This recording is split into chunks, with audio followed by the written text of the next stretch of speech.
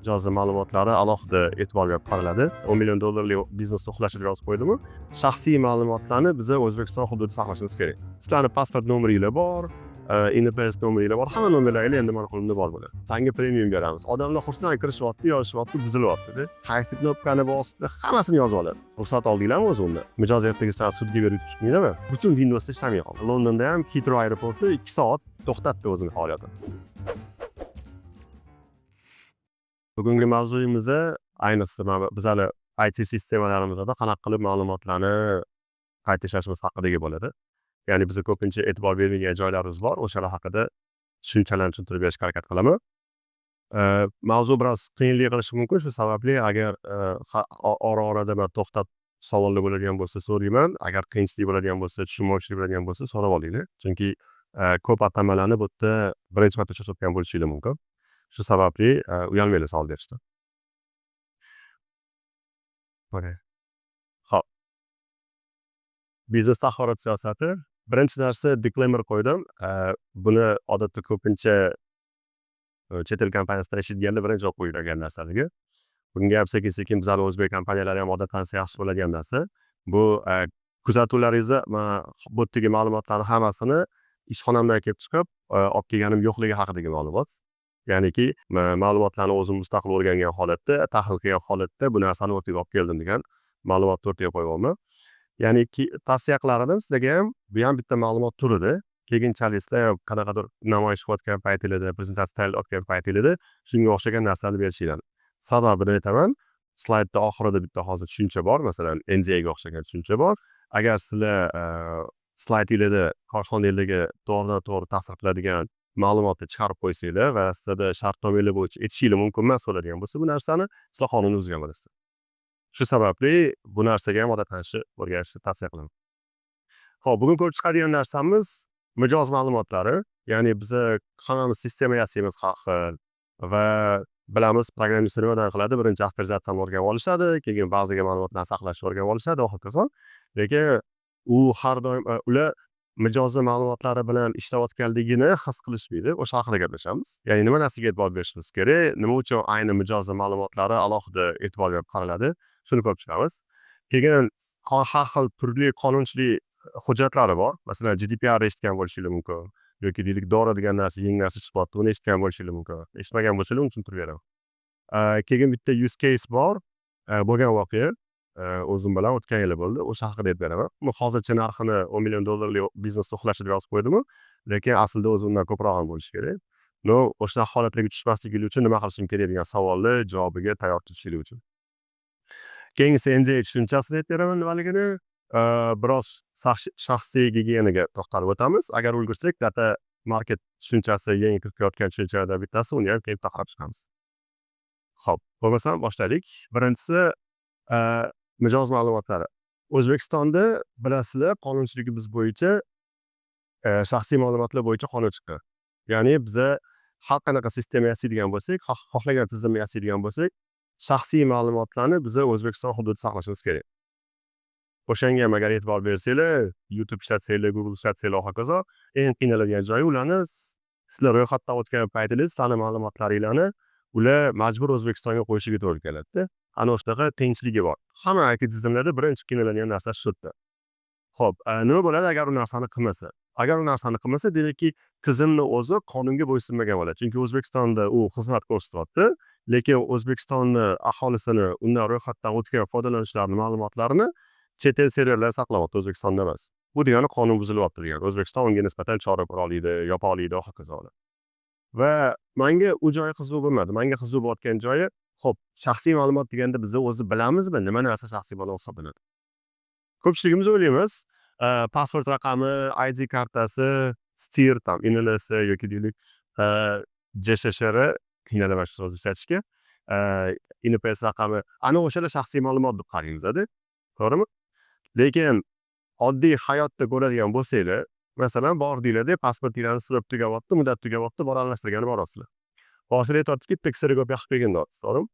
Bordinglarda nusxasini olganib xonaga kirdinglar, oldi nusxasini oldi, sizlarga qog'ozinglarni qaytarib berdi. Sizlar hech qachon o'ylab qaramaysizlarki, boyiga stol uslub deb yozib qo'yishadi-ku, o'sha xizmat ko'rsatayotgan joy sizlarni pasport nusxalarni olayotgan paytda ikkita nusxa olganligini yoki bittasi yaxshi o'xshamay qolganda qog'oz o'sha yerda joyida qoldirganligi, sizlarni pasport ma'lumotlaringiz u yerda qolib ketayotganligi haqida umuman boshingizdan qotirmaysiz. To'g'rimi? Lekin vaholanki o'sha sizlarni shaxsiy ma'lumotinglar va u yerda qolish haqqi yo'q aslida. U xizmat ko'rsatayotgan odam sizga xizmat ko'rsatib bo'lgandan keyin siz haqqingizdagi ma'lumotni o'zidan tozalab olish kerak.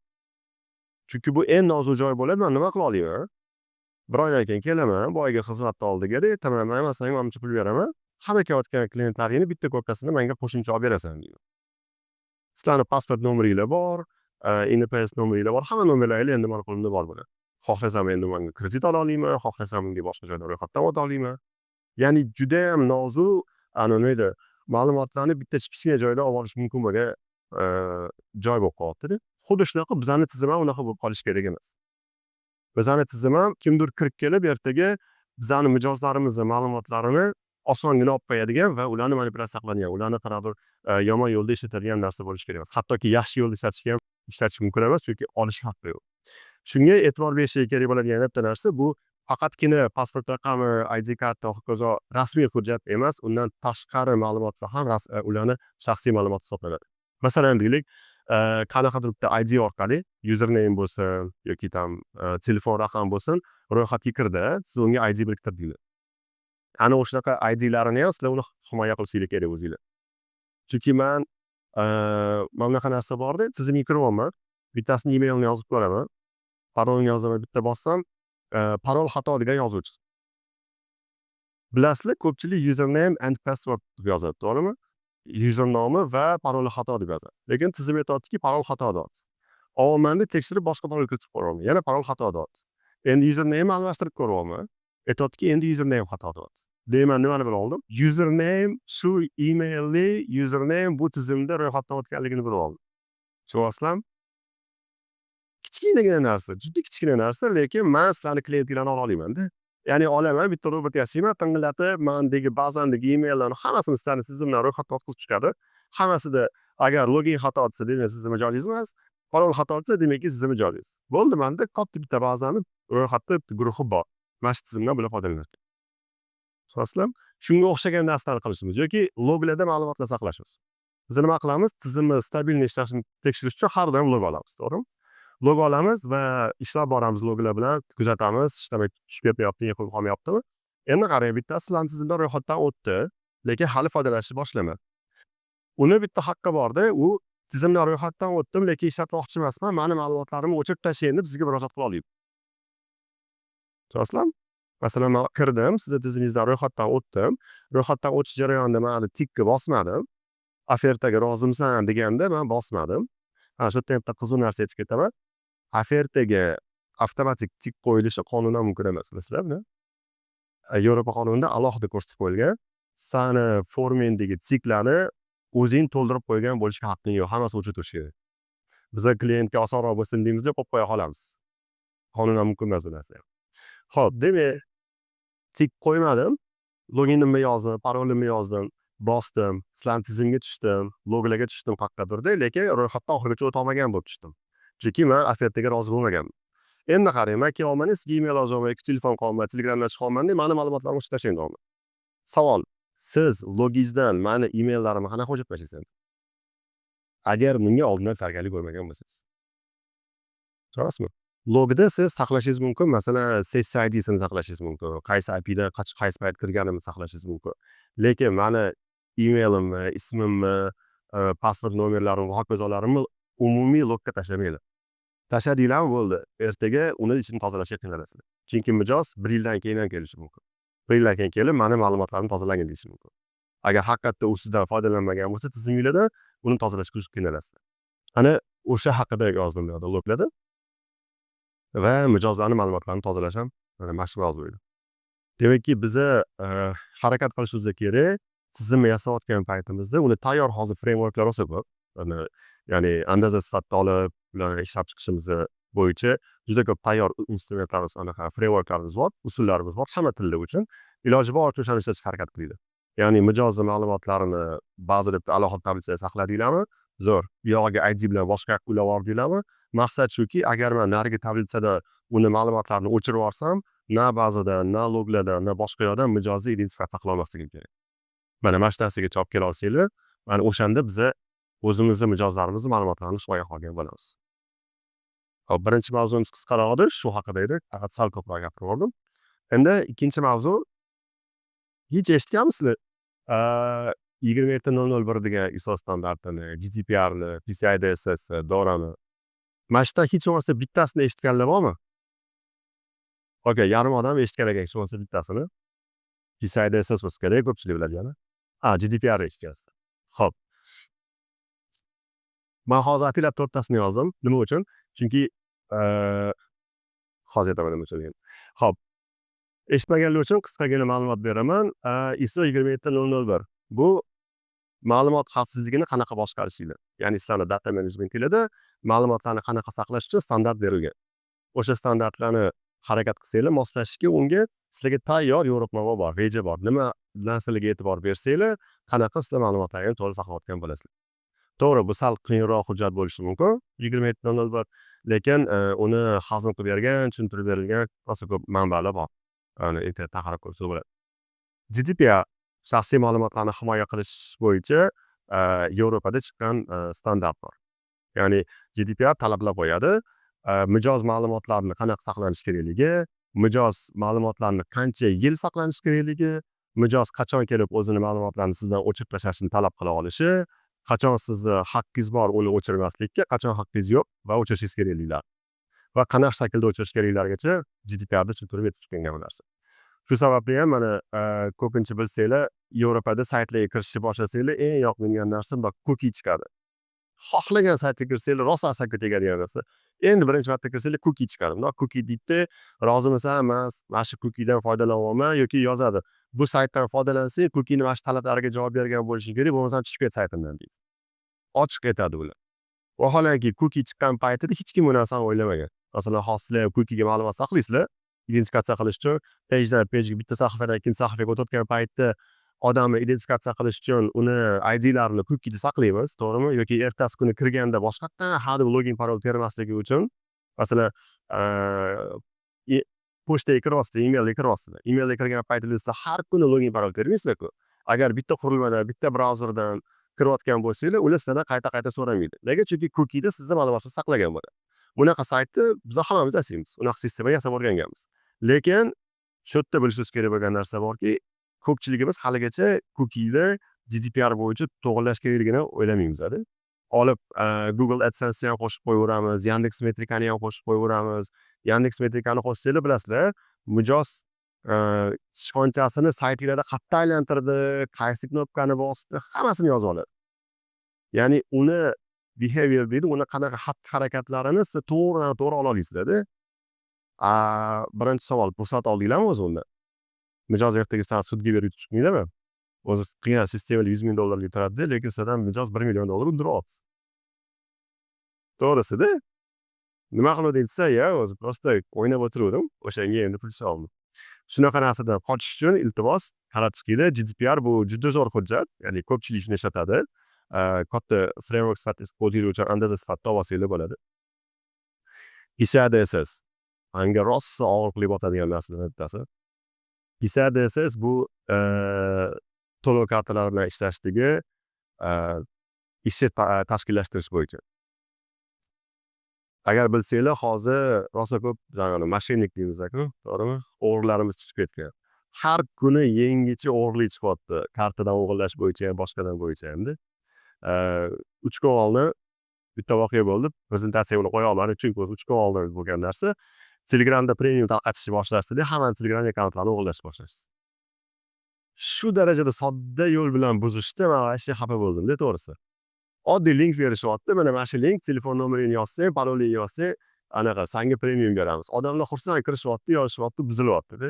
O'rtoq, menga qara, seni buzishdimi davomli? 2 soatdan keyin javob kelyapti. O'rtoq, soddalik qildim, buzishdi. Tamom o'tirdim, bosib yubordim, uxlatib yuborishdi. Vaholanki o'zi yozib beryapti telefonini, o'zi yozib beryapti parolini, o'zi yozyapti kelayotgan SMS kodlarni. Oddiy veb-saytlar buzib tashlashgan-da. PCI DSS yo'qligi bitta narsaga olib kelyapti. Sizlarni pulinglar turadigan kartalaringlardagi ma'lumotlarni o'g'irlash. Masalan, hozir agar bu yerda bilmadim, qaysi tashkilot bu bilan shug'ullanadi. Men nomlarini aytib o'tirmayman. Menga og'ir botadigan narsalardan bittasi bu bizani programmistlarimizni productionga do'st borligi. Eng yomon bo'ladigan, eng qiynaladigan narsam shu. Bu deganiki, agar men hozir oddiy junior bo'lib, qaysidir bitta to'lov tizimlari bilan ishlaydigan joyga ishga kirsam, men o'tga xohlagancha kodlar qoldirib keta olmayman-da. Yarim yildan keyin ishdan bo'shab ketaman-da, butun umr pulim bor-da. Topolmaysan-da qayerdan pul ishlatganimni, kimdan pul ishlatganimni. Tushunasizlarmi? Chunki 2014da chiqqan API haligacha ishlayapti. 2014ni o'zida o'zi muammosi bor edi u APIga. To'g'rilaydiganda hozir ishlatib turaylik, yaxshi bo'lib ketadi deyishdi. Mana hozir 10 yil o'tdi, haligacha API almashgani yo'q. Tushunasizlarmi? PCI-DSS qoidasi bo'yicha ishlamaganligi uchun u usuldan foydalanib turib, men xohlagan odamni kartasidan pul yecha olmayman qo'polga aytganda. Yana yozib olmanglar, men yecharkanman. O'sha iltimos, agar tiziminglar to'lovlar bilan aloqador bo'ladigan bo'lsa, yana bitta shu standartlarni qarab chiqib turib, moslashga harakat qilinglar. Chunki ertaga tizimni qaytadan o'zgartirishga xarajatlar 2 barobar ko'payadi. Undan ko'ra hozirdan to'g'rilashga harakat qiling. Va Dora degan narsa bor. Dora bu yangi chiqdi. Yanvar 2025-yilda kuchga kiryapti. Bu 2 yil oldin loyihasi ishga tushirilgan, sekin-sekin tizimlarni hammasini yangilab chiqishyapti. Bu nima haqida? Bu mana biza programma yasayotgan paytimizda, ayniqsa mana Node.js'da juda ham yaxshi ko'radigan narsasi bor. Kichkina kod yozamiz-da Node.js'da, to'g'rimi? Lekin include'larimiz bor, orqadagi modullarimiz katta bitta 2 gigabaytlik paket bo'ladi, to'g'rimi? Ha. Endi savolda, qarang, o'zi yozgan kodingiz 4 qator kodda. Lekin Dora aytayaptiki, o'sha orqangdagi bagajing bor-ku, deyapti. Ishlatgan kutubxonalaring ishlatgan kutubxonalari va ularni ishlatgan kutubxonalar va hokazo. O'sha hammasini riskini sen javob berasan. U kutubxonani ishlatganingdan keyin u kutubxona qiladigan ziyonga sen javob berasan. Doraning sharti shu. Bu nima degani? Oddiy misolga aytaman. Bittasi olganda chiroyli bitta Node.js uchun kutubxona yozgan. Ishlatsangiz qulay, UI tarafida bir narsalarni qanaqadir oson qilib beradi. Masalan, deylik, kalkulyator yasab beradi yoki drop downlarni chiroyli qilib beradi, animatsiyalar bilan qilib beradi. Lekin ichida kichkina backdoor bo'lgan. U yarim yildan keyin ishga tushishni boshlagan va agar siz bufferga kripto kошелёkka xohlagan bitta kripto hamyonni kodini oladigan bo'lsangiz, o'sha hamyonni kodini boshqasidan almashtiradigan bo'ladi. Tushundinglar? Xohlagan kodni oling, masalan deylik, BTCniki bo'lsa, Ethereumniki bo'lsa, boshqasiniki bo'lsa, o'sha kripto kошелёkka kopiya qildingiz, bufferga oladimi? Buffer ishlash prinsipini bilasizlar, qanaqa ishlaydi? Masalan, Windowsda qanaqa ishlaydi buffer? Hech o'ylab ko'rganmisizlar? O'ylab ko'rmagansizlar. Windowsda agar sizlar biror narsani xotiraga oladigan bo'lsanglar, ishlatib turgan dasturinglar xotiraga oladi-da va shu ma'lumotni keyingi dasturga yetadi. Men deydi xotiraga yangi narsa oldim deydi. U dastur xohlasa buni o'ziga qabul qiladi, xohlamasa yo'q va undan keyingisiga beradi va zanjir bo'yicha hamma dasturlar bir-biriga chiqadi. Bu yerda yangilik o'zgardi. Tushundinglarmi? Bu narsa Windowsda tegidan eskidan tikilgan narsasi. Endi to'g'ri hozir xavfsizlik qilib bir narsalar o'ylab topib harakat qilyapti, xuddi cookie'ga o'xshagan voqea bo'ldi. Bu nima uchun yaxshi? Buni yaxshi tarafi, masalan deylik, siz email keldi, emailda bitta linkka bosganingizda sizni yasagan appingizda ochilishi kerak. Bilasizlar bu narsani? Androidchilar, iOSchilar zo'r bilishadi, nimadir deydi nomini. Xullas, men emailda kelgan linkimni bosganimda, linkdagi domenim mani domenim bo'lsa, qaysidir maxsus app ochadi. Sizlar Payme yoki Uzcardda app ochiladi, to'g'rimi? Bu qanday nimani hisobiga bo'ladi? Chunki buni bosganimda bir-biriga xabar berishni boshlaydi programmalarda va meni dasturimga shu kelgan paytida, bufferga palon mani domenimli link kelibdi deydi-da va action qilishni boshlaydi. Ya'ni bir-biriga xabar beradi. Bu yerda nima bo'lyapti? Node.js uchun kutubxona yozgan, juda ham qaysidir mavzuda yozgan, odamlar ishlatishni boshlashgan va uning ishi nima bo'lgan? Agar kimdir kripto kошелёк formatidagi, kripto hamyon formatidagi narsani xotiraga oladigan bo'lsa, bufferga oladigan bo'lsa, uni o'ziniki bilan almashtiradigan bo'lgan. Siz odatda nima qilasiz? Hech qachon kripto kошелёk qo'lda termaysiz. Tekshirmaysiz ham. Ko'pincha nima qilasiz? Shunday kopiya qilasiz, shunday qo'yasiz, sendni bosasiz. To'g'rimi? Bitta dasturdan shunday nusxasini olasiz, ikkinchi dasturga kirasiz, qo'yasiz, jo'natib olasiz. Endi tasavvur qiling, ancha pul uxlagan. Xo'p, kimligini bila olasiz, lekin mijoz kim bilasizmi? Siz emasdi. Siz kutubxonani ishlatdingiz xolos. Sizni mijozlaringiz siz tufayli o'zini pulini yo'qotdi. Chunki siz ishlatgan kutubxonangiz mijozingizni brauzerda ishga tushyapti. Siz yozgan front-end kodingizni kutubxonasi sababli sizni tizimingizga bitta kirib qo'ygan, kutubxona xotirada turibdi, boshqa brauzerlarda, boshqa sahifalarda biror ishlar qilyapti, sizni saytingiz, sizni front-endingiz uni buzib beryapti. Tushundingizmi? Ana o'shanga o'xshagan salbiy holatlarni oldini olish uchun hozir shunaqa narsa o'ylab topildi. Dora degan bitta framework chiqqan. Buni vazifasi nima? Sizlarni ishlatadigan barcha kritik servislaringlarni ro'yxatini tuzishinglar kerak. Bu bir. Ikkinchisi risk degan narsa bor. Har bitta servisni riskini o'zinglar baholay olishinglar kerak. Keyingisi bu risk bu bo'ladigan hodisa qanchalik tez hosil bo'lishini berasizlar. Uchinchisi bu hosil bo'ladigan bo'lsa, bu sodir bo'ladigan bo'lsa, qanchalik sizlarga ziyon keltiradi belgilab berish kerak. Mana shunga o'xshagan narsalar. To'g'ri, bu hali biz uchun yengillik bo'lishi mumkin, lekin misollar sifatida sizlarga osonroq tushuntirib berishim mumkin. Esinglarda bo'lsa, bundan 2 oy chamo oldin edi Microsoftni xavfsizlik tizimidagi bitta moduli ishdan chiqqanini hisobiga butun Windowsda ishlamay qoldi, to'g'rimi? Anaqada ham Londonda ham Heathrow aeroporti 2 soat to'xtatdi o'zini faoliyatini. Tasavvur qilingda, har 15-20 sekundda samolyot uchib qo'nadigan aeroport boshqa aeroportlarga samolyotlarni haydashni boshladi. Chunki havoda tura olmaydi, tushib ketib qoladi. Bechora samolyot 2 soat havoda turishi o'zi emas. Bular qabul qilolmayapti, chunki sistemani fiziki borib update qilish kerak. Endi tasavvur qiling, ana katta joyda, hududda joylashgan, sizda sistemni administratorlaringiz unchalik ko'p emas. Borib o'sha qilinadigan ish qiyin emas. To'g'ri, bitta DLL-ni o'chirishingiz kerak, update'ni bosib olishingiz kerak, yaxshi bo'lib ketadi. Bu oson ish emas-da, ayniqsa katta tizimlarda.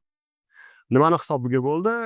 Microsoftni o'zi yozgan kod emas, u ishlatayotgan 3-third party deymiz, 3-tomonni kodini ishlatganligi, uni kodida bo'lgan muammo bilan Microsoft javob berish kerak bo'ldi.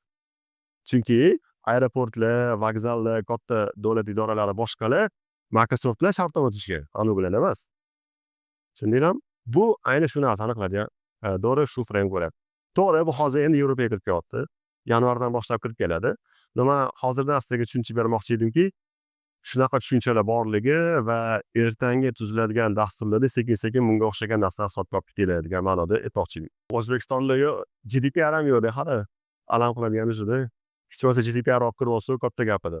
ISO bor, OSDSda sekin-sekin nimalardir olib kirgani bor, amal qilishingiz kerak. Ya'ni standartlar bor, standartlar o'ylab topilyapti, qilinyapti, lekin amal qilmaguncha ishlamaydi. Masalan, o'zingizni ham korxonangizda siz qaydir task manager kiritsangiz tizimga-da, lekin hech kim ishlatmasa. U qimmat, Jirani sotib oldingiz, boshqani sotib oldingiz, bir teng foydasi. Siz shuni rasmiy nazorat qiluvchi tashkilotlar bo'lasiz, kiber xavfsizlik ular qaysi shu hisob bo'yicha ma'lum bir qismlarnigina aniqladi, tekshiradimi borligini odatda. Anaqa davlat tashkilotlari bilan bo'lgan dasturlarda sertifikat olishga majburlashadigan hozir o'sha kiber xavfsizlik markazida. Ular anaqa bo'yicha qiladi. OSDSTning standartlari bor. OSDSTda kiber xavfsizlik bo'yicha normalar bor, o'shalar bo'yicha tekshirishadi. Keyin siz ularga odatda bilishim bo'yicha ishodni kodni berasiz. Toza kodingizni berasiz, o'shani ular test qilib tekshirib chiqadigan instrumentlari bor. O'zi juda ko'p. Ayni kiber xavfsizlik bo'yicha tayyor dasturlar ko'p va ular har doim yangilanib turadi. Ular test qilish oladi bu narsani. Bu ular test qila olmaydigan holatlar ham bor-da. Chunki siz kodingizni berdingiz, hop ishlatdingiz, ozgina keyin kodingizni siz yangiladingizda hali ularga berib tekshirishga ulgurmadingiz. Orada vaqt o'tadi juda ko'pda. O'sha paytda bo'ladigan holatlarda bu. Xo'p, men hozir faqatgina 4 tasi haqida gapirib o'tdim, unaqalar rosa ko'p. O'qish shart emas, men ular ko'pligini ko'rsatib berish uchun qilib bermoqchi edim va shunaqa narsalarni ko'rsatmoqchi edim. Har bitta davlat o'zi uchun o'ylab topganlari ham bor. Masalan, Yaponiyaniki bor, Braziliyaniki bor, Amerikaniki bor, hokazo. Ya'ni faqat bitta Yevropani o'zida degan narsa yo'q. Xo'p, pul sizni o'zingizda turgan bo'lganda-chi, unchalik katta alam qilmaydi. Ma'lumot sizda qo'lingizda turganda ham uncha katta alam qilmaydi. Ma'lumot hammasi tizimda, kim qancha pul qarzdorligi, tushunasizmi? Pul sizniki emas, bankdan kredit olgansiz. Hozir sistema taqataq to'xtasa nima bo'ladi? Sizni qo'lingizda u tizimga kiradigan hech qanaqa huquq yo'q. Chunki siz kompyuter ishlasizda, hammasini quvvatda aytikaman. Tushundinglar? U nima qilgan? Shuni himoyalash uchun kompyuterni o'zi olib bergan, bitta xona qilib qo'ygan, hammasini qo'ygan, DevOps qilib turib, DevOps serverini nastroyka qilgan. Xo'p, keldimda aytaman. Qara domla, agar hozir serverni ussam domla, nima bo'ladi? Bilmadim dot. DevOps ham qani domla. DevOps deydi o'shanda kelganda deydi. Hamma narsani setup qilib berganda ketgan deydi. 1 yildan bir odamni DevOps yo'q. Doimiy ishchisi yo'qmi? Yo'q. Vot, DevOps deganda, vot, uni men tushungan. DevOps deganda u bitta odam bo'ladi, hammasini to'g'irlab beradi, xavfsiz qilib beradi-da, bo'ldi. Keyin uni ketkazib yuboraman, ishlayveradi hammasi xavfsiz degan. Undan ham qizig'i, Gitga siz pull request jo'natsangiz yoki merge qilsangiz, avtomatik CI/CD bilan serverga yuklanadi ekan. Hech qanaqa blok yo'q. Ya'ni razraботчиklar o'zi anaqa kod review qilishadi-da, merge qilishadi-da, Gitga tushadi-da, prodga keyin chiqib ketadi. Hatto bu yerda bitta o'rtada bloker bo'lish kerak edi, bo'layotganlardagi merge bo'lgan narsani to'xtab tur deyish kerak edi. DevOpsga bog'liq bo'ladi. Hozir Ha. uni ham o'zini komandasi o'zi qo'yadi. O'shanga ham DevOps sizniki bo'lishi kerak, siz odamingiz bo'lishi kerak-da. Ya'ni men aytmoqchi bo'lgan casening anaqasi, ashaddiy joyi 10 kishi bilan siz ishonchga kirishingizdan ko'ra bitta odam bilan kirishingiz sal yengilroq-da. O'shanga agar biz qanaqadir ham shaklda prodni uza olsak, masalan, bularda stand ham yo'q, alohida. Dev standimiz yoki test stageimiz, tam QA komandasi, ular ham bo'lmaganda. Tushunasizlarmi? Endi risk qarang-da kattaligini. Agar DevOps olganda edi, xo'p, oyiga u qimmat to'lagan taqdirda ham o'sha 1,5 yillik ichida u katta pulga tushmagan bo'lardi. Xo'p, oyiga siz tam oling, osmondan otaman, 3,000 bering, 5,000 bering. Yarim stavka ham olsangiz bo'ladi. Tushsangiz 50 mingga yoki uzoq bilan 100 mingga tushasiz-da. 10 millionga emas-da. Tushundingiz? Yoki tam komanda qilib qo'ysangiz, shuni alohida tekshiradigan, review qiladigan, bekor QA o'ylab topilmagan-ku, sizni talablaringizga mos qilib turib, uni qabul qilib oladigan, tam to'g'ri, qiyin ish bu. QA ham o'tkazib yuborishi mumkin ko'p narsa. Har holda kichkina joyi bo'lar-edi. Okay, u yog'ini aytib beraman. NDA bo'lgan, kontrakt bo'lgan, hammasi bo'lgan. Sudga berishdi. Bilganingni qildi-da. Mayli, men sudlaysan dedi, lekin hozir biznesni to'xtamadi. Ko'chachasiga gaplashishdi, fizически urishdi. Hammasini qilishdi. Ya'ni yuridически ham urishdi, fizически ham urishdi. Ya'ni biznes realni oxirida nima bo'lganini bilmayman, uxladi. No, menga case o'zi juda anaqa achinarli bo'ldi. Siz ishonib qurdingiz, nimadir yasadingiz, no hammasini oldindan hisobga olishga harakat qilishga, no to'g'ri, kamchiliklari shu bo'lganki, bularni qo'lida bo'lmay qolganda, o'sha chiqarib olishga, o'sha nozik joylarni e'tiborga olmay qolishga. Va bu bitta case emas, bunaqa caselar ko'p bo'lyapti-da. Ya'ni undan aytib qolishadi yoki gaplashganimizda mana bu holatda bunaqa bo'lyapti, nima qilamiz degan, o'sha yoni bo'lganda, o'sha suv sepishga suvimiz yo'q paytda kelib aytishyapti-da. Va kechagida gaplashganimda bitta ibora hozir yodga kelyapti. Bu O'zbekistonda ko'p tizimlar bizani aytishliklarni iymonini ustida turibdi deyapman-da. Agar ular hozir uni iste'mol qilishni boshlasa, Mijoz bilan ishlardik-da, o'sha shvetsiyalik. Ularni o'sha DevOps va nimalari Tata Consultancy'dan, esimga yo'q, Hindistondan. TCS'dan. Bu masalan eng obro'li. Shu Hadoopda katta bir bazani nimadir Jami 700 terabayt dani bo'ladi. Data store'da ko'p data saqlanadi. Eng katta store bo'ladi 4 terabaytda. Kirib o'chirib yuboradi o'shani. anaqalikda eshitdi, GitHubga ham xudo bo'lgan. GitLabda bo'lmadi, production'ga o'chirib yuborishga. To'liq qila olmagani, hech narsa qila olmadi. o'shada qila olmaydi-ku, deydi narsa qilishingiz. Pul sarflashni olib boramiz bu yerda. Biz kam pulni sarflamaymiz, lekin katta pulga tushib yuramiz keyin. Ya'ni hammamiz bunaqa caselar bo'lgan, ko'ryapsizlarmi? O'shanga bu og'riqli-da, hammamiz bundan qiynalamiz bunaqa caselardan-da. Lekin o'zi tadbir ham mavzusi shuki, biznesga shuni tushuntirish kerak-da. Yo'q, akalar, mana qaranglar, bo'ldi, yashtinglar qarang so'radi. O'sha amachi pul tikilib-da, rostdan ishlaylik. Unaqa yolg'on degan ishlamaydi. Bizadagi holat biznes loyihani biznesga aytib beradi. Bu okey, yaxshi. Texnik vazifani dasturchiga aytishadi. Yozib olasan, menga Facebook kerak. Dizayner qimmat, undan ko'ra o'zing qilib qo'ya qol. O'tdan template olib ola qol. Dastur ishlab chiqishni dasturchi qiladi. Dasturchiga aytadi, havasini men qilyapman deydi. QA qilish kerak deydi. Kim u degan savol tushadi unga. DevOps kerak deydi. Kim u degan savol tushadi. va stejimiz yo'qda, production bilan bitta joydamiz. Bu misolni men xatda ko'rdim. Boyagani 10 millionlik bor edi-yu. CEO telefon qilyapti, "Manga qara" deydi. "Mana bola" deydi, "Bizga programma qilib bermoqchi, shunday gaplashgin" deyapti-da. Oldim, telefon qilib, olib qattasam, zo'r aqlli bola ekan, vodiylik bola. Mana shunaqa API kerak. "Ha, aka, men qilib beraman, четко qilib beraman." "Nimada qilib berasan?" "Men" dedim, "anaqa PHP da qilib beraman." "O, zo'r. Qaysi frameworkda?" "WordPress da qilib beraman." "O, yaxshi. Qayerda saqlab berasan?" "Yo'q, aka, men sizga server berasiz manga" deyapti. "Men serverga qo'yib beraman hammasini"da. "Xo'p, instruksiyani qanaqa qilasan?" "Videoga olib beraman qanaqa qilganimni" deyapti-da. Va gitda emas, zipda tashib beraman deyapti. Androidni ham o'zim qilib beraman deyapti. Keyin o'shanda esladim va так что "Xo'p, rahmat, zo'r bola ekansan" dedim. Keyin "Akalar, iltimos to'g'ri ishlaylar" dedim. O'zi kulganinglar yetadi dedim. O'shanga ma'murni sekin-sekin biza yo'qotishga harakat qilishimiz kerak. Sekin biznesga tushuntirishni boshlasa, risklari borligini aytishni boshlasa, odam tushunadi. Chunki katta pul yo'qotishini agar ko'zini oldiga tasavvur qila olsa, undan ko'ra hozirdan ozgina kichkina pulni sarflashga rozi bo'ladi odam. Xo'p, davom etamiz. Vaqtimiz ketmasin. Keyingi masala ko'pchilikcha bizada ishlatmaydigan narsamiz, lekin ishlatishimiz kerak bo'lgan narsalar bittasi. Men bundan 5-6 yil oldin bu yoqdagi bir ikkita kompaniyalar bilan ishlashni boshlagan paytimizda chet eldan, Amerikadan, boshqadan bolalar kelishni boshlashdi-da. Biza dasturchilar komandasimiz, buni qilib bera olamiz, buni qilib bera olamiz. Va o'shanda ular birinchi qilayotgan narsasi, "Tak, kelinglar, bo'pti, o'tirib gaplashaylik. Mana biznes egasini tanishtiryapman. Bu yoqdan bular qilib beradiganlar kelib, tanishadiganlar kelyapti." Qo'lida NDA qog'oz ko'tarib kelyapti. "Mana NDA" deyapti. "Qo'l qo'yib beraman" deyapti. "San ham qo'l qo'yganda, men sani ma'lumotlaringni ochmayman, javob beraman bunga" deb kelyapti. O'zi bu NDAni biznes egasi aytish kerak. O'zbekiston tarafiga aytish kerak. "Manga qara, mana NDA, qo'l qo'yib ber" deyish kerak. U teskarisi qilyapti. O'zbek, u ham Amerikadagi firmasi bor bo'lgan bola kelyapti-da, u ham o'zbek. Biladi, biza degan anaqanida NDA ko'tarib kelyapti. "Manga qara, mana" deyapti. Yoki xuddi shunaqa keysni men 2012da ko'rgan edim. Unda NDA emas, shartnoma lichey kiritilgan edi. Biz shartnoma tuzdikda Moskvaga bitta proyekt qilib bera olamiz va o'sha yerda alohida yozib ketgan edi. Bu proyektga aloqador bo'lgan tushunchalarni, ya'ni fikrlarni ham, g'oyalarni ham, hech qaysi tushunchalarni 2 yil davomida hech qayerda oshkor qilmaysan va ishlatmaysan deyapti.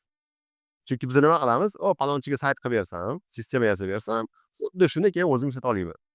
Tim bolli uni men Moskvaga qilib beradigan bo'lsam, u mani bilib o'tiribdimi? To'g'rimi? Chunki g'oya zo'r, bu yerda yurg'isi yuradi. Ayni shuni ko'rsatilgan edi-da. Biz ko'rganmiz, biz uchun bu yengillik bo'lgan, rostmana yengillik bo'lgan. Chunki hech kim unaqa bilan kelmas edi-da. Chunki ishonmasdi ham bu yerda yurib ketishiga, boshqa qilishiga. U yuradimi, yurmaydimi farqi yo'q deyapti.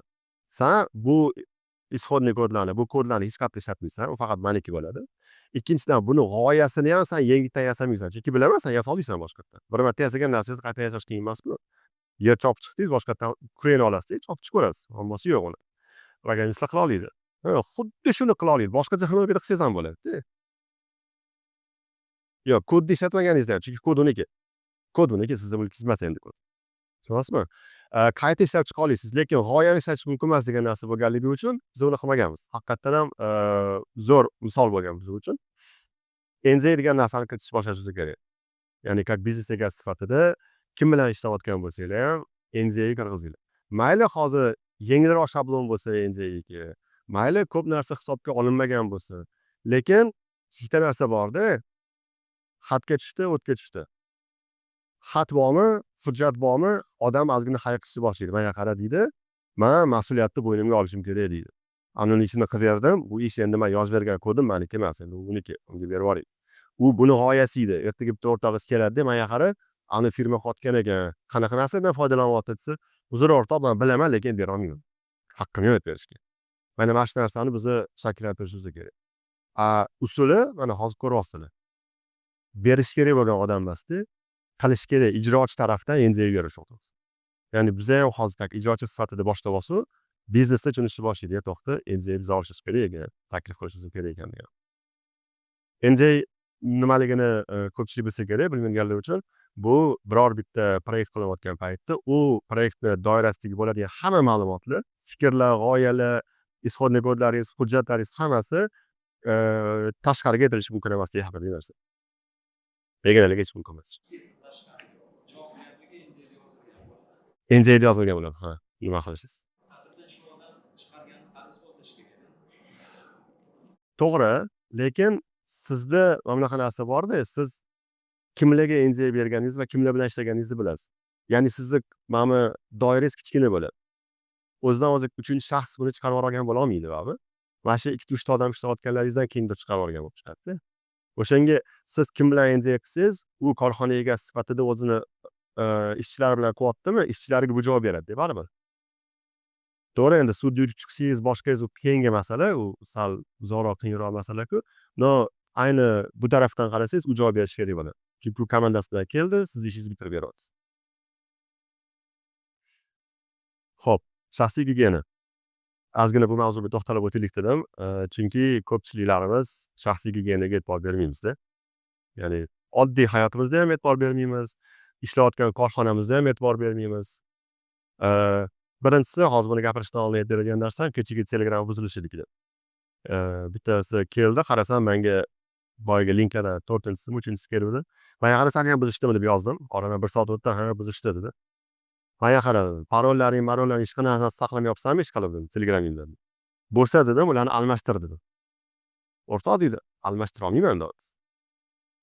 Tasavvur qiling mana, u biznes bilan shug'ullanadi. Endi biznes deb bersam to'g'ri bo'lmaydi. Biznes bilan shug'ullanadi va har bitta tochkasida u qanaqadir nastroyka qilgan, parol qo'ygan. Va unaqa tochkalari ko'p uni. Va hammasi O'zbekiston bo'yicha yurishda har xil joyda. Tushunasizmi?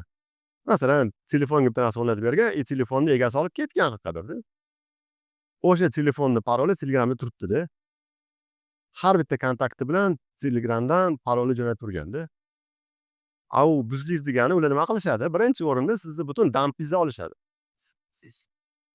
Bitta kiradida sizni faqat o'qish uchun kirsa yetadi, boshqa narsa kerak emas. O'qish uchun hamma narsangiz yig'ib olib chiqib ketadi. Biz nima o'rganganmiz? Fayl хранения Telegram, to'g'rimi? Parollarni saqlash Telegram. Ya'ni hamma narsamizni gruppalar bilan, kanallar bilan saqlab qo'yganmiz shaxsiy ma'lumotlarimizni. Bo'ldi, uxladi. Biz ham bitta joyimizni ochib olsak, ketdi shu bilan hamma narsani olib keta olamiz. O'shanga hozirdan o'rganishimiz kerak bo'lgan narsasi birinchisi parollar saqlash usuli. OTPni buzilgani haqida aytib bergan edim, to'g'rimi? Kanalda bir qanaqa qilib sizlarning telefon raqamingizni buzish mumkinligini ko'rsatib berdim. Ya'ni xohlagan odamni telefon raqamini bilsanglar, uni OTPsini olish mumkinligi haqida bitta post qo'ygan edim. Veritasim degan bitta kanal bor, YouTube kanal bor, o'sha yerda ingliz tilida chiqdi, tushuntirib berishdi, qanaqa qilishni. To'g'ri, arzon ish emas. No, xohlasa qilsa bo'ladigan ish bo'lib qoldi-da. O'shanga oddiy Google identifikatoriga yoki Microsoft identifikatoriga to'g'ridan-to'g'ri bog'lanib qolishlar yaxshi emas degan savol anaqa bor-ku, bitta mavzu bor. Taqalib qolasiz. O'shanga parollarni saqlaydigan alohida dasturlar bor o'zi. One Password bo'lsin, bracket bir narsalar bo'lsin, parollaringizni saqlaydigan narsalar bor. Iloji bo'lsa, productionga o'xshagan narsani o'sha narsani saqlanglar. Ikkinchisi, juda ham sensitive narsa bo'ladigan bo'lsa, sizlar talab qilinglar o'zingizlarning biznes egasidan. Masalan, bizada productionga dostуп olishimiz uchun biz fizik qurilmalar ulaganmiz. Bir hozir intervyuda ko'rsatgan edim, flashga o'xshagan narsa. Flashka o'zi emas. Da. Kichkinagina temirchi bo'ladi. Type-C ligi bor, USB-ligi bor, NFC-ligi bor. Buni siz qo'lingizda bo'lmasa, masalan, GitLabga kira olmayman-da. Yangi qurilmalar kiradigan bo'lsa, men GitLabga kira olmayman. Chunki kichkinagina narsa, ha. Ko'rishda ko'tarishingiz oson. Sizlar biznes egasi sifatida, IT komandani boshlig'i sifatida bu narsani DevOps'ga qildirishingiz kerak. Ya'ni parolni o'zi yetarli emas saqlash. Undan tashqari qanaqadir bitta tashqi qurilmalar narsa kerak va uni SMS ga o'ylamanglar. Chunki SMSni bilib olish juda oson. Masalan, boraman, sizlarning sotuv kompaniyangizda ekan, Beeline, UCLni xohlaganiga boraman, bitta admin topaman. Keyin emas. Pulni bersam, menga kerakli nomer SMSlarni menga kopiya qilib berishni boshlaydi. Bo'ldi, sizni Telegramingizga o'g'irlayman, boshqangizga o'g'irlayman, osongina o'g'irlab qo'yaman. O'shanga hozirdan o'zimiz shu narsaga harakat qilaylik. Keyingisi ekran namoyishini xavfsizligi. Juda ko'pchilikni ekrandan o'g'irlashyapti. Yaqinda bittasi bo'ldi, $100,000 kriptosidan o'g'irlab ketishdi. Streamer, ha. Ko'rdinglar? Stream qilib o'tiribdi. Anaqa bor, bir nechta desktop o'tkazsa bo'ladi-ku. 2-3 ta desktop bo'ladi. Shu desktop o'tkazayotgan paytda shu o'rtada kripto kошелёklarni so'zlar bilan yozilgan paroli bo'ladi. O'sha parol shundoq ochilib turib, keyin o'tib ketdi-da. Bo'ldi, 20 sekund kerak bo'ldi. 20 sekunddan keyin qarab tranzaksiyalar bo'lyapti-da, to'xtamasdi. 100,000 o'g'irlashdi. Tekis joyda. O'shanga ekranni shunaqangi share qilinglarki, o'sha kerak joyini qiling. Telegramni qanaqa o'g'irlashyapti? Nima uchun Telegram hozir spoiler qo'yishni boshladi? Agar bilsanglar, kodni ustiga spoiler qo'yishni boshladi. Oldin unaqa emas edi. Oldin sizga aytardi, kanal egasi admini sanligini isbotladirdi. Siz shundoq Telegramingizni share qilishni bitta boshlardingiz. Mana men adminman deb bitta bosardingiz. Sizni nomeringiz bilan shundoq ro'yxatdan o'tishni boshlayman deb sizni Telegramingizga kod keladi. Siz o'sha paytda menga stream qilib turibsiz. Kanal egasi sizligingizni menga ko'rsatib turibsiz. Shundoq parolingizni kiritaman deb olib kanalingizni ham olaman, qolgan narsangizni ham olaman. O'shanaqa o'g'irlashadi. O'shani hozir bijir-bijir qo'yishni boshlashdi. Bu bitta Telegramda, bitta anaqa emas. Hamma yoqda o'g'irlasa bo'ladi. Ekranni berishdan oldin o'ylab ko'ringlar-da, berish arziydimi, arzimaydi. Ya'ni to'g'ri narsa qolmay. Oldindan tayyorgarlik ko'ringlar, ortiqcha narsalar yopib borib turib, shunday Telegram ayttamdan chiqib kelmasin. Hello. Xabar chiqib qolib. Keyingisi pulli xizmatlar bor. Jira, Slack, shunga o'xshagan xizmatlar bor. Gmail, Workspace bor. Tekin xizmatlar bor. Mail.ru dan foydalanamiz, gmail.com o'zidan foydalanamiz, Telegramdan foydalanamiz. Crack xizmatlar bor. Windows'imiz bor, to'g'rimi? Har xil tekin dasturlarimiz bor. Adobe o'g'irlanganini foydalanamiz. Xo'p. Farqi nimada? Pulli xizmatlarda terms and conditionsda ofertamiz bor-ku, shartlar, kelishuv shartida katta qilib yozib qo'ygan bo'ladi. Sani ma'lumotlaringni men deydi, GDPR compliant tarafdan himoya qilgan bo'laman, hech kimga ochiqlamayman va ayniqsa hozir AI toollarni qarasanglar, pulli AI toollarni birinchi sharti sani ma'lumotlaringni ustida men o'zimni toolimni, men o'zimni instrumentimni train qilmayman, o'rgatmayman deysiz. Ya'ni o'sha uchun sizlar pul to'layapsizlar. Masalan, ChatGPT nima uchun sizlar $20 sotib olishingiz kerak? Tekin ishlab turinglar. Farqi sizlar o'zingizlarning biznes ma'lumotlaringizni, klientlaringizning ismi bo'ladimi, strategiya chizyapsizlarmi, hammasini ChatGPT bilan gaplashayotgan paytingizda sizlarning ma'lumotlaringizni ustida u train qilishni boshlaydi.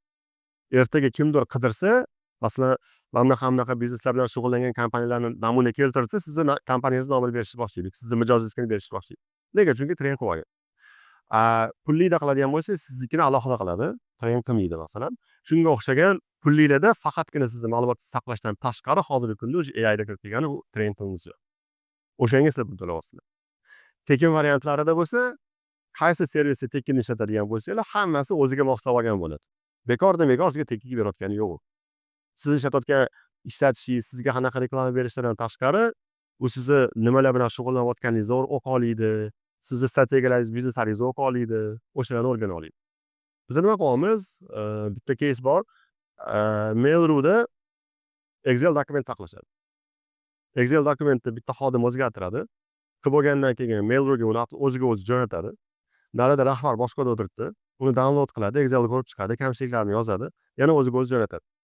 Ya'ni Mail.ru'dagi pochtani ular как fayl xonaya sifatida, shunaqangi fayl xonadagi o'ziga o'zi jo'natish orqali fayl xonaga o'sha ishlatishyapti.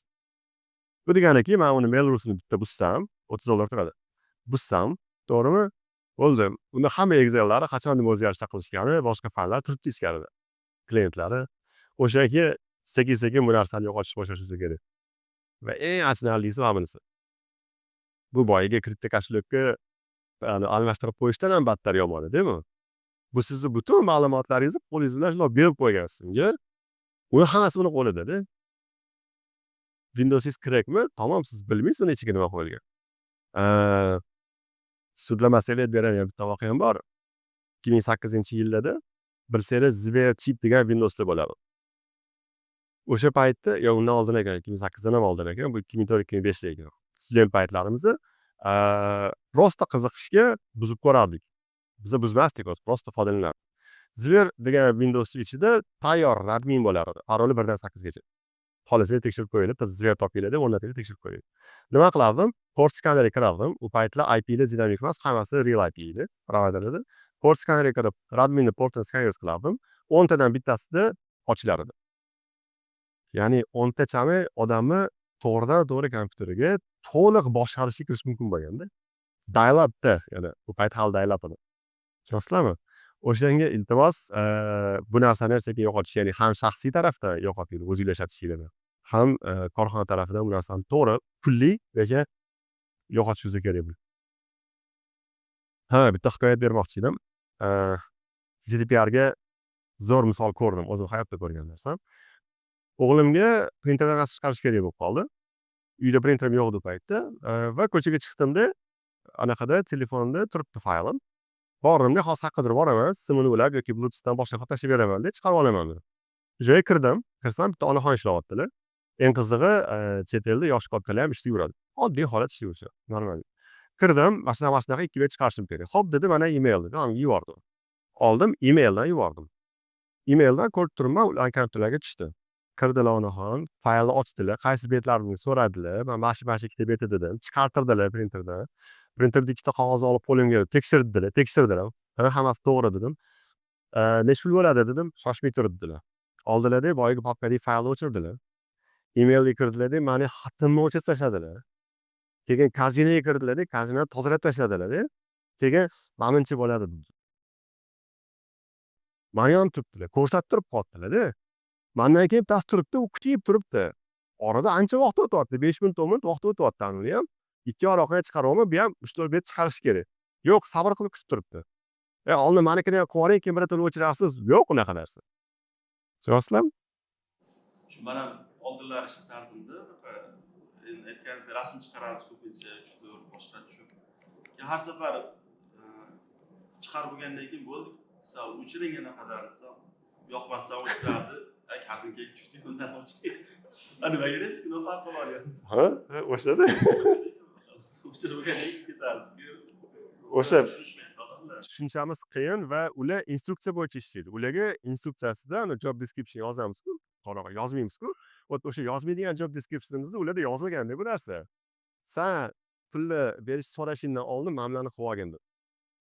Sovet davrida bitta voqea bo'lgan. Sovet davrida bitta zo'n narsa bor.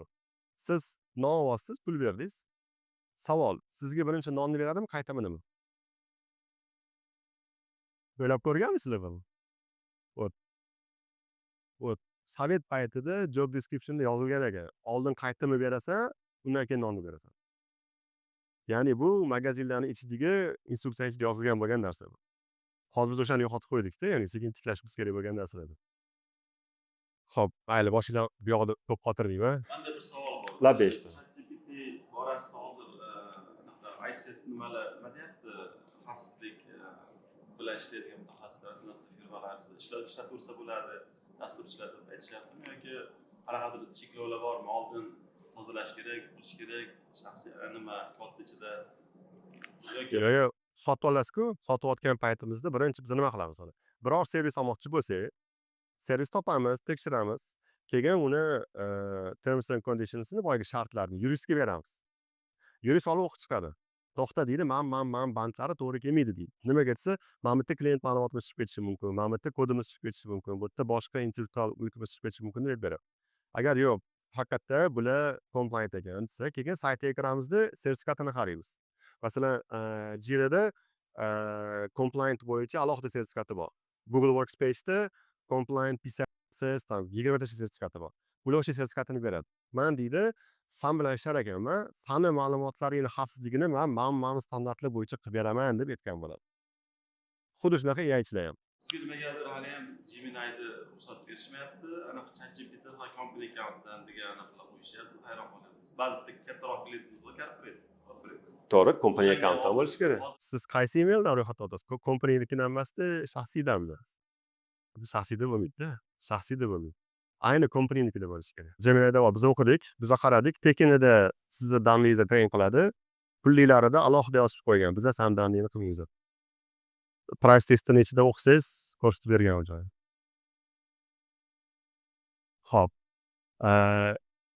Oxirgi mavzu bu o'zim uchun juda ham yangilik bo'ldi. O'shanga sizlar bilan bo'lishib keldi.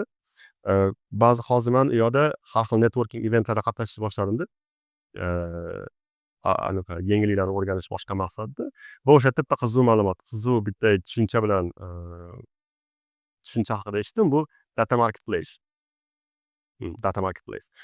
Data marketplace bu sizlar marketplace'dan bilasizlar. Tam uzun, tam Amazon va hokazo, ya'ni narsalarni olib sotib qiladigan. Tam AliExpress bo'lsin, Temu bo'lsin, hokazo bo'lsin. Hozir IT sohasidagilar nimaga kelishyapti endi? IT marketplace'larni shakllantirish, aniqrog'i shakllantirishda muammo yo'q. Sizni ma'lumotlaringizni data marketplace. Chunki sizda qanaqadir polizda ma'lumotlar bor, statistik ma'lumotlar bor-da. Qanaqa turdagi tovarlarni nechta odam olayotganligi, qaysi paytda olayotganligi yoki qanaqa summalarga olayotganligi va hokazo.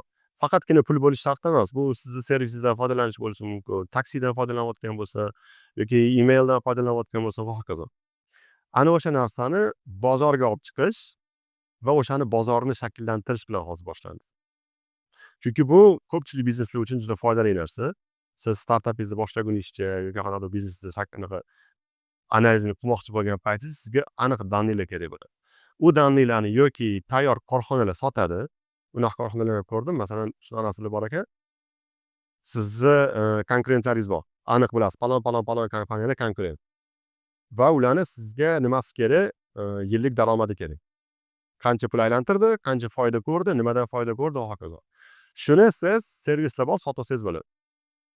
Olasiz, oyiga $1000 bor, $3000 bor, $30000 bor. Hammasi har xil narsa qiladi. Ya'ni korxonalar o'zini statistikasini qo'pol qilib aytganda, налоговga topshirgan statistikasini qaysidir korxonaga sotadi. Bu korxona qolgan mijozlarga uni sotadi. Tushunasizlarmi? Mana bu shunaqa har xil usullar bor ekan va men taklif qilayotgan narsalardan bittasi bu haqida ma'lumotimiz bo'lishi va tizimlarimizni yasayotgan paytimizda shunaqangi yasab ketishimiz kerakki, iloji bo'lsa fikrlab ketishimiz kerakki, buni qanaqa qilib ertaga monetizatsiya qilishinglar.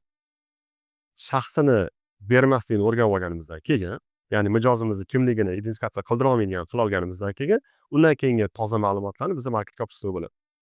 Bu open datani bozor shakli bo'ladi o'shanda. Hozir qattiq kirishmayman, chunki faqatgina tushuncha haqida gapirmoqchi edim xolos.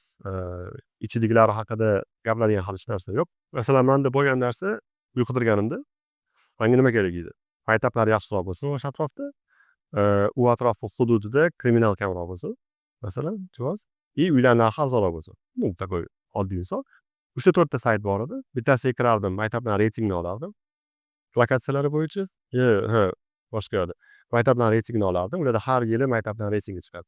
Bitta saytga kirardim, o'sha yerdagi hududni kodini, post kodini bersam, indeksini bersam, o'tta hududda kriminaldan chiqarib beradi. Yashil qizil qilib sizga ranglardan chiqarib beradi. Keyin uchinchisi boshqa saytlarga kirasiz, u yerdan uylar qidirasiz. O'sha uchalovini map qilib, keyin o'zingizga yaxshiroq joy qidirib topasiz-da. Ya'ni aytganingizdek, ochig'i bor, yopig'i bor. Ochuvda qiynalasiz qidirishdagi, yopig'ida bittada aytsangiz hammasini yig'ib berishadi. Hozircha shulayda. Asl boshinglarni xotirdim.